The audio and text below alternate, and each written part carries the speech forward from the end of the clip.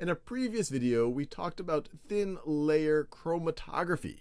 And it was a technique used to figure out how many things you have in a sample, or maybe say the relative properties, say the relative polarity of the things that you have in the sample. And so what you do is you put a sample on typically a silica gel, which is the stationary phase, and then you put a mobile phase down here, which in this case might be less polar, and then it's going to move its way up the silica gel.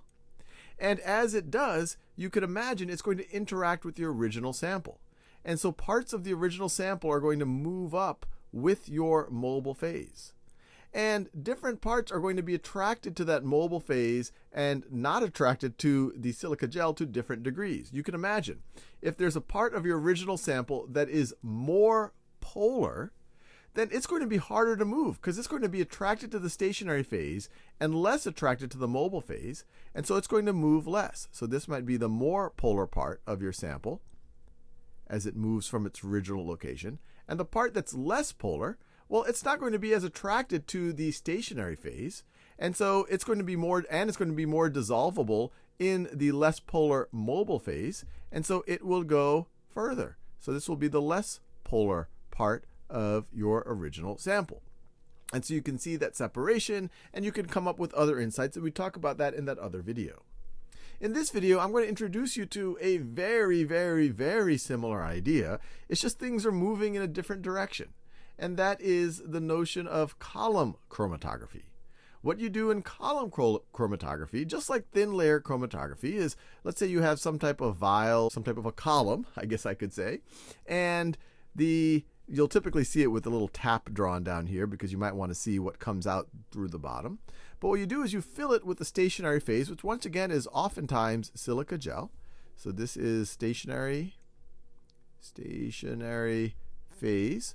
And if it's silica gel, in this case, silica gel, it doesn't have to be silica gel, but that's pretty common. This is going to be very polar. So let me write this, very polar.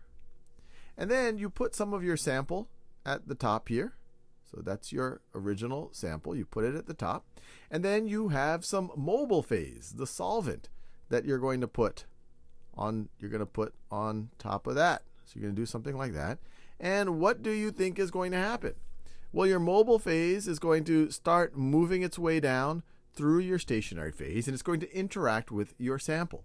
Now, what's going to happen to the more polar components of your sample?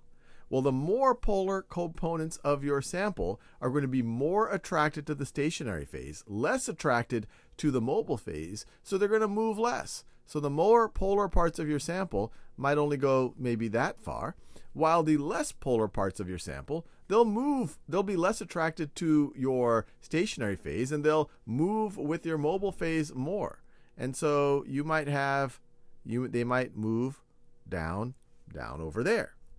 And so the big takeaway, the difference between the two, is just the direction you're moving in.